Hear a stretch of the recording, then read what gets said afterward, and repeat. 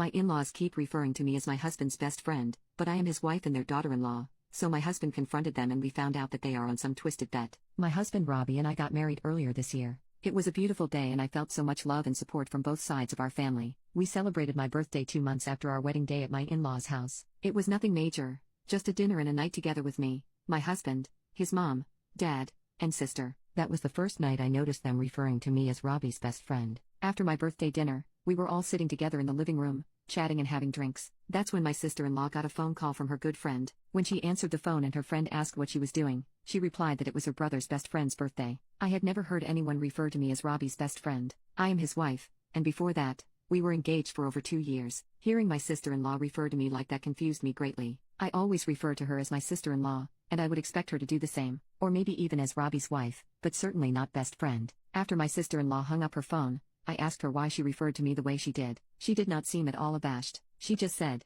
"Well, you are best friends, and that's what mom and dad call you," referring to mother-in-law and father-in-law. My sister-in-law and I are by no means very close, but we are nice to each other and have never had any fights. We just don't hang out outside of family functions because our personalities are pretty different. She's never made it seem like she was annoyed or mad at me. I decided to let it go that night, even though it weirded me out. But then it all happened again a few days ago, which is why I'm writing this post. My mother-in-law and I both work in the same industry doing similar jobs but at different companies in the area. Sometimes our companies collaborate when we have clients who switch over. This week we had that happen, and I had to pay a visit to my mother-in-law's office to help a client transition. My mother-in-law was in the office, so I stopped by to say hello. While I was there she introduced me to her colleague, and once again I was perplexed by how she did it. She said, "This is my son's best friend." As I was shaking hands with the colleague, I paused and awkwardly said, "I'm his wife." The colleague looked confused but my mother-in-law continued to smile and didn't address it. Once we were alone I asked my mother-in-law why she referred to me like that. Just like my sister-in-law she didn't seem to act like it was weird at all, and said the same thing,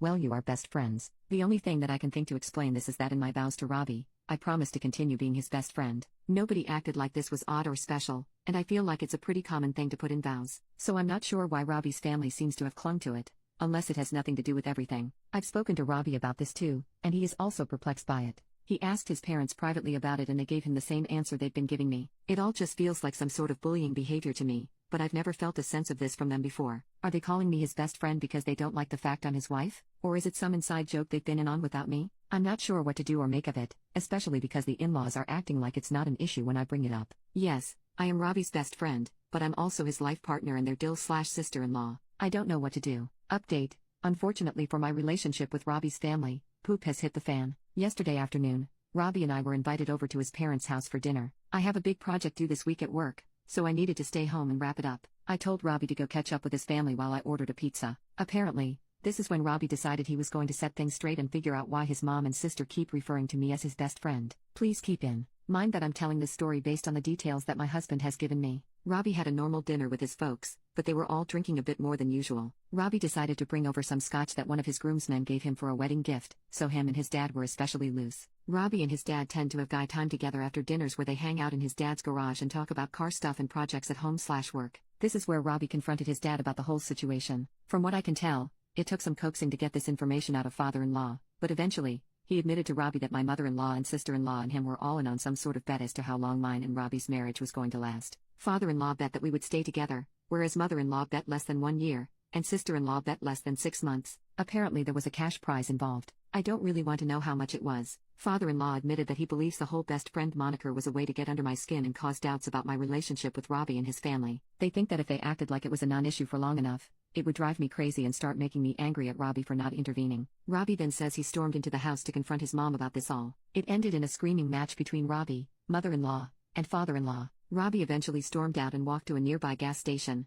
and from there he called me for a ride since he couldn't drive. This morning, when I drove Robbie back to get his car, we had a horribly awkward confrontation with his parents. Mother-in-law is apparently pissed at father-in-law for betraying the secret, and they were fighting about it all night. Father-in-law will be staying with us in our extra bedroom for a couple of days, or until they can calm down and talk to each other again. Robbie is now set on going no contact with his mom and sister. He is angry with his father but is more willing to forgive him. Personally, I would prefer if we saw a family therapist before doing this, but we are still ironing out the details. Hopefully, we can get through this with both marriages intact.